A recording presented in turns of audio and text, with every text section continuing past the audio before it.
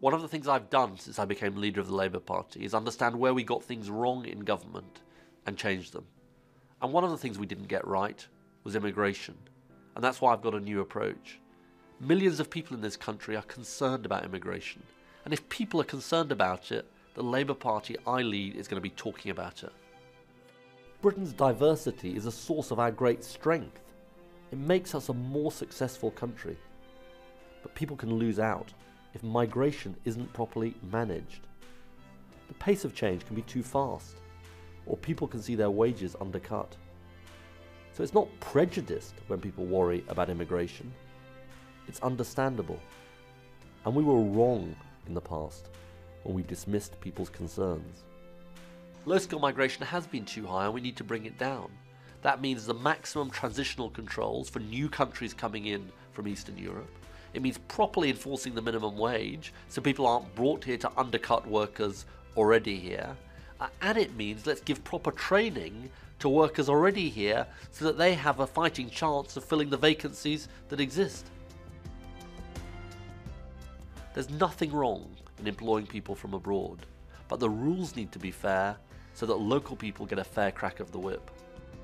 I met young people at the college who are learning how to be car mechanics, learning how to be bricklayers, but they're desperate for apprenticeships, they're desperate for help.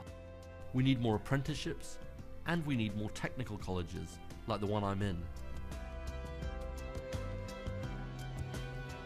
For recruitment agencies, some of whom do a good job, they can't engage in bad practices like saying we're only going to employ people from abroad. That's wrong. And we would change it. We would say to all recruitment agencies, you can't just exclude people because they happen to be living in Britain. I've come to Acton College in West London, and this is the college where my dad came 70 years ago after fleeing from the Nazis, and he studied English here. He knew he couldn't get on in life, couldn't get on in Britain if he didn't learn English. And I think everyone who comes to live and work here should learn English. For all of you, yeah?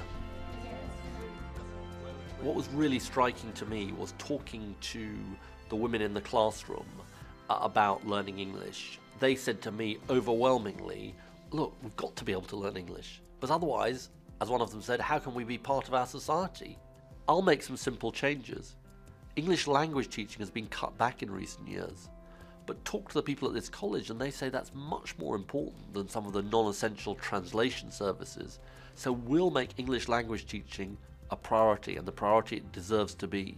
And we'd also have a very simple rule, which says that if you work in the public sector, in a job face-to-face with the public, you need to be able to speak English. I'm going to tell people what I believe. And I believe that diversity is good for Britain, but it's got to be made to work for all and not just for some. And that means everybody taking responsibility, everybody playing their part and contributing to the country. That is what One Nation is all about, and that's the Britain I want to build.